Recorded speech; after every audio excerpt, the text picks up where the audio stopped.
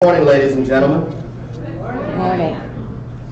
I do a lot of things in this community, born and raised, but I will say several years ago when I received an email, Chad, from your mother asking me to serve as a trustee on the board, I thought to myself, wow. And then I thought about it and I was like, this will be great. And I filled out an application, was accepted, and I'm very pleased and honored to be a member of the Board of Trustees of Samuels. So I'm very pleased to introduce our two speakers this morning. First, the library director, the new library director, Mr. Harold Hayes, a reluctant reader who would rather play Vikings than read Dick and Jane. A mom who read incredible number of books to her children and hounded him, but very helpful, to school and public libraries, and years later would marry a librarian. Grad school with 3 children, jobs in Washington, Wyoming, Oregon, before coming to Virginia. And also with us today, Cale Ashby, who grew up in Long Island, New York, surrounded by teachers that fell in love with the mountain scenery of the Shenandoah Valley, almost went into sociology, but decided that libraries was her passion during her 3rd year of college, and received her degree from Palmer School of Library and Information Science in Greenvale, New York. And her hobbies include gym mining, which I definitely want to hear about more, hiking, weightlifting, genealogy, and of course reading. Ladies and gentlemen, please welcome our guest from Samuels Public Library.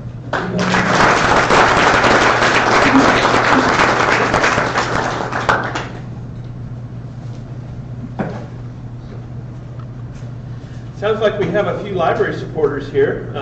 I think half of those happy dollars just about were for people who mentioned the library. So thank you very much. I do come from a kind of a checkered past. The library was a second career for me, and my first one dried up and blew away. But going back even a little further than that, libraries played an important role in my life. I was a reluctant reader. When I entered the 6th grade, I probably read several grade levels below that ability. I just couldn't understand what the purpose was or why. And as a result, it affected perhaps every aspect of my schooling. And I think that's even more so today. Without literacy, without that ability to read, how do we succeed in this world? So I did have that mother who read to us extensively. And then I had the opportunity to, it's unheard of in school today, but I had a teacher who required both oral and written book reports. And so I discovered reading that year. And in literally 1 year, I went from reading well below grade level to reading adult literature. By the time I started the 7th grade, I never looked back. And then I did marry a librarian. My children had no hope. So libraries, and I'm so pleased to be here in Front Royal in Warren County. It's an amazing library. I was very impressed with it the first time I walked through the doors. Still am impressed with it every day. It's not just the facility, it's the staff and the volunteers, a vast cadre of volunteers that help and support our library. And that this library does so much in coordinating and reaching out with others in this community and are supported by groups like you. And so thank you so much for what you do in support of the library. People like me, growing up, need libraries, need that exposure to books and literature to help us to succeed in a world that is growing so fast and in which knowledge is so important. We're focusing now at the library on STEM, science, technology, engineering, and math in much of our programming, especially with our children. And so that's part of what we as a library think we can do and help with our community. So my story, hopefully, is a little bit of a segue into what we're doing and what you're supporting at the library. And I'd like to turn the time over to Michelle. Thank you. Good morning. Good morning. So nice to be here. I want to start, I have a pretty loud, booming voice, so if you're not able to hear me, I will use this, I promise. I want to start by saying thank you for sponsoring our Winter Reading Club. Winter Reading Club is currently one of 4 programs that emphasize both pre-literacy and literacy. When a child listens to 5 books or reads 1 on their own, they are given both a prize and a really big verbal congratulations. We always try to talk to the child about the book, be concerned, be interested. One of my favorite things to do as a little girl is every time I would go to the library, I probably drove my mom crazy because I would take out 20 books. And on the way home, I would tell her about each and every story that I was excited about reading. And so I try to convey that with the kids. Thanks to your organization, we've been able to run the program for 2 months instead of 1. Additionally, we've been able to hire award-winning performers for the first time ever during Winter Reading Club.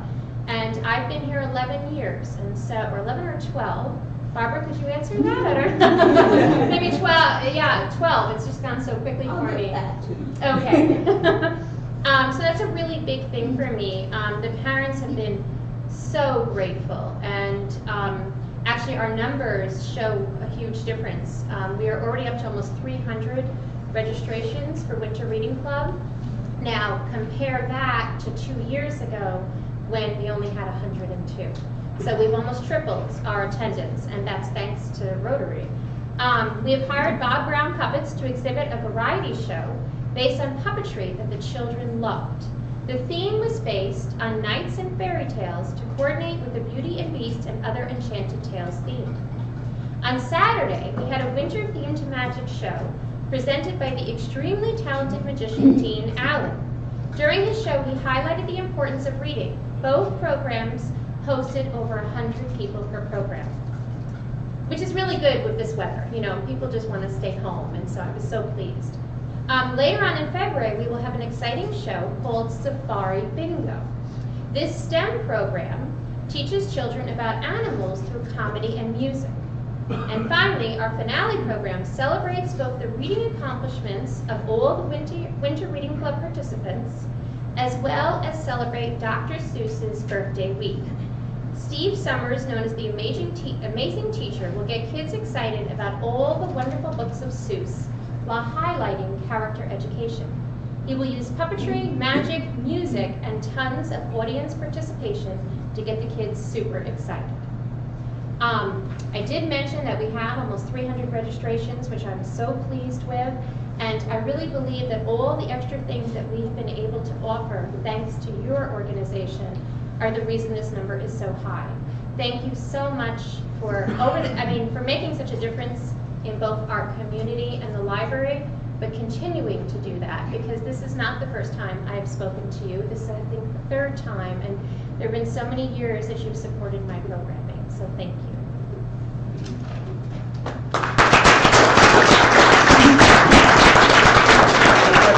I hope you have questions. Okay. Yes. So I'm happy to see our region paying more attention to deficits in adult literacy, and our county has one of the higher ones in the state. Wondering what's going on and who you're collaborating with to address that. We do have both GED and classes, and we're partnering with one of the colleges. And because I'm new, See, Kitty would probably address that. She's the head of adult services, but I do know that our GED classes are very well attended, and we are partnering with one of the local colleges as of recent. And so that's actually professional teachers that come in and offer that coursework. We also, kind of in conjunction with that, work with EFL conversational classes that, once again, we partner with groups here in the community to reach out to those people who need to learn better English skills. To Sure. Do you know provide which groups are here now? I can certainly get that back to you. Great.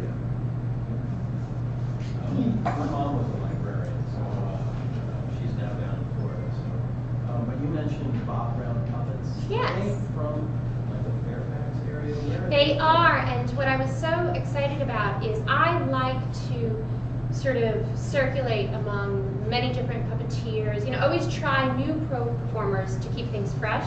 So I took a chance on them because I've never done a variety act puppeteer show. And that's where, the puppets come out, and they come out for a little bit, they do like a cute little, thing, and then there's a new puppet. So it's not as story intensive, but it's extremely entertaining. It was fantastic. His puppets are huge, and the audience just loved it. Yeah, it rang a bell, and I know that I've met them and worked with them. Super many years friendly. ago. Oh, isn't that funny? See, this was my first time working with them. Thank you. Yes. When you and I met, you shared a sheet about the attendance, the numbers of folks that were using the library. Can you give us some of that share some of those numbers? I didn't bring numbers with me because we were kind of focusing Oh, okay. here on the program today. Numbers for this county are very high, but once again, why don't I forward that again? That's something I can get to It people. was a Absolutely. very good informative sheet. Yes. that you gave. Although, this might help a little bit with the understanding, I know there's many days that we have over 1,000 people in our people count. And so there's 1,000 people that are actually coming in to the library every day. I mean, not, sometimes it's 700, but there's many times it hits 1,000. Yeah. Any other questions? I had two. Oh, I'm so sorry. I saw her first question. Sorry, Elizabeth. Well, Yes. I just want to put a plug in because I'm a volunteer at the library bookstore. And the library has a wonderful bookstore where you can go in and purchase used books. At a hardback is $1 or a softback is 50 cents each. Really nice books there. So when you purchase them, you don't have to go to the library and check one out. You can go to the bookstore.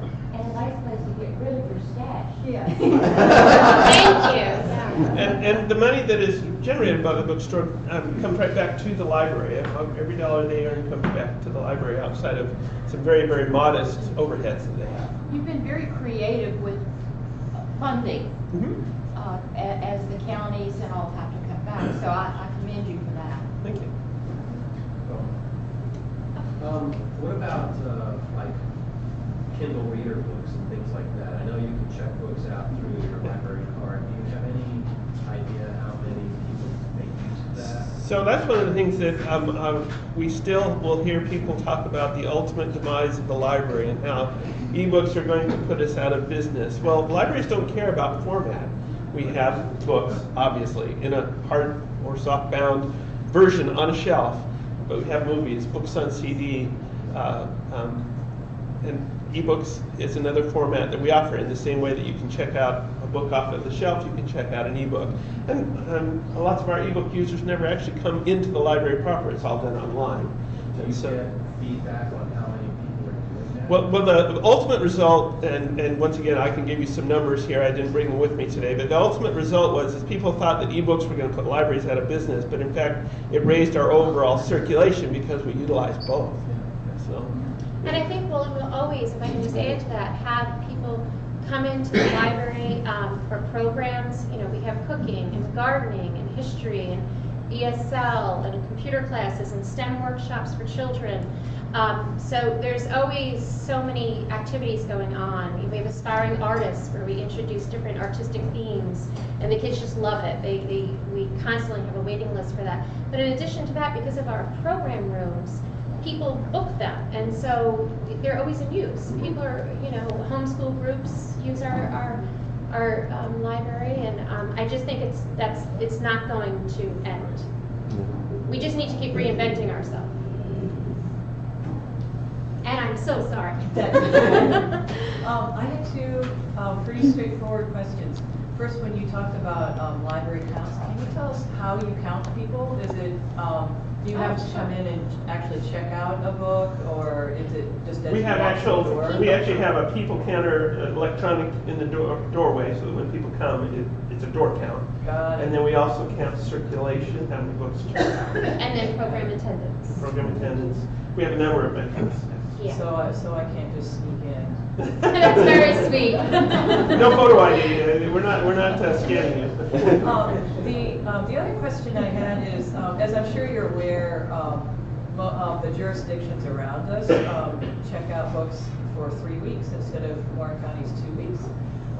Is there hope in the future that we might switch to 3 weeks? Because I just messed with my brain, and I'm sorry, I should be more flexible. You're the first person that has actually brought that up with me. I didn't know that it was a concern, and if it is, we can certainly look at that. How many times can you renew though? We renew twice. Yeah, Winchester, they all have to renew twice. Oh, they did? Yeah. I won't argue. That's okay.